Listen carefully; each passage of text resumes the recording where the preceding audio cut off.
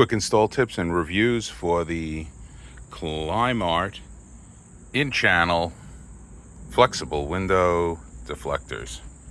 So first of all, since it's a label and it's not printed on the box, that means that whatever factory is banging these out is banging them out for other places too.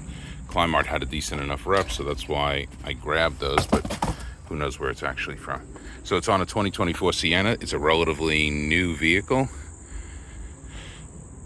And the whole job take about 8 minutes total.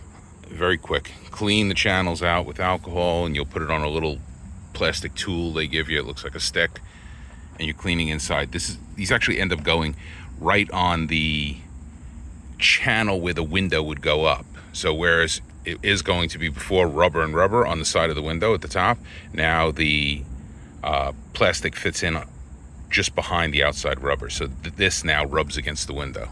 If you have tint, some people say that's a complaint that starts to scratch at the tint. We don't have any tint, so we don't care.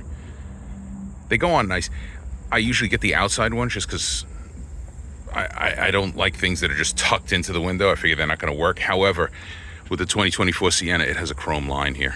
So if you do the outside ones, they're going to stick on the chrome line. There was some of these I saw that had like built-in plastic chrome in them to try and keep things continuous, but didn't want to go with that. So ended up going with inside channel. They don't glue on the outside, they go inside. And to give you an idea, let's see,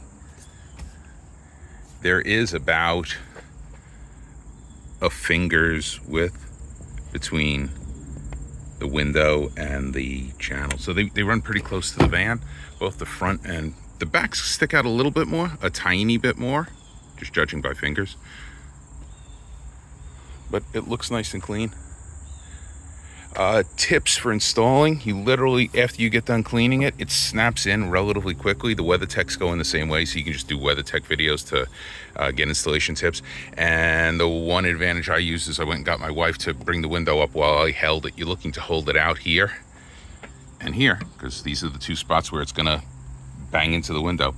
Not so much this one, because as you can see, this hangs out. That's its job. It's supposed to hang out that far. They put a little plastic bit of, I guess, Mylar to, I guess, keep it from damaging this, and that's on both sides, and the instructions say that's supposed to stay there.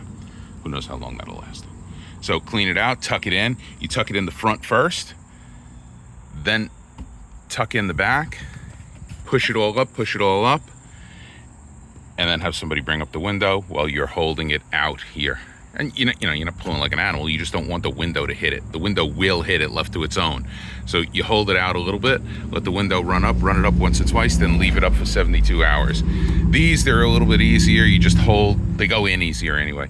You hold them out at both edges and let them run the window up once, twice, and then hold it. Same thing on the other side. Same deal. It sticks out over here. It's supposed to. And it tucks in under here. So your steps are, when you install it, put it into this slot, then come back and put it in here, and then the rest just tucks in. Same thing for the back one. They're fairly close to the window. I think they look decent enough. I like being able to open the windows when I park the car, so it's not cooking inside. It's also nice when you're driving when it's raining a bit to be able to let a little bit of air in.